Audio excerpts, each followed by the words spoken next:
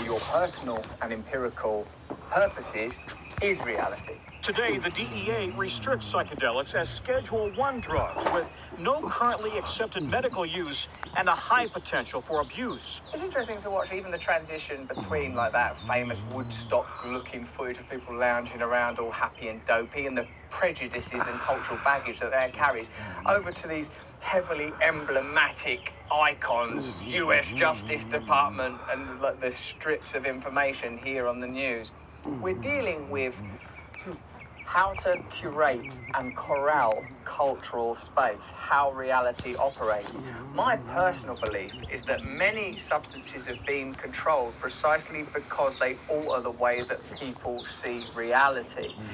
The only way you can control a society, and make no mistake, the word government is a synonym for control, is if you manage people's perceptions. If you start introducing agents that mean that people see reality differently, have different priorities, have personal epiphanies about the nature of love, family, their priorities, their willingness to subjugate their personal selves to an economic system that may not necessarily reward them, then it's very difficult to control and govern and manage a society.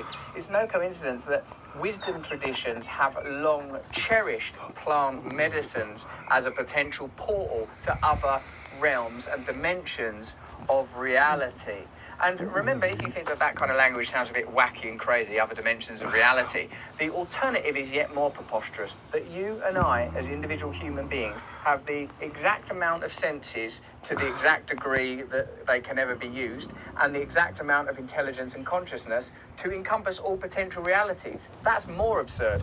Everything you can see, everything you can measure and touch, that's all there is. What? So it's not possible that in the limitlessness of space, there are sensory instruments that could detect levels of reality that are inaccessible to us now. And even more significantly, that beyond the sensory and material world, there are layers of reality that are too subtle for us to even detect.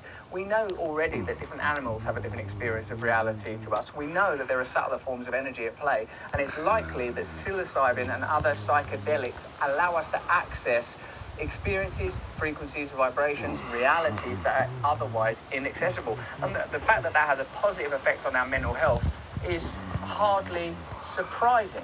But Piers Chapin believes they saved her life. It was very profound. It was very refreshing. For more than a decade, Piers struggled with severe depression. Then a nurse practitioner sent her to a revolutionary treatment at Johns Hopkins University Med Center in Baltimore, using psilocybin, a key ingredient in hallucinogenic drugs. Within hours, she felt relief. I was really happy. I was seeing things a lot differently for the first time in a long time. Isn't that incredible? And isn't it also, too, continually surprising that what's required for a subject to enter into the mainstream debate are these kind of peculiar gatekeepers to be appeased, and it has to go through these kind of trials and this has to be done. Now, I'm not like some mad loon, goon, hippie new age twit that says, why don't we all just wander off into the meadows and trust our luck? Humanity has already been through that experiment and it's brought us here. But what I suppose I'm suggesting is that our economic systems are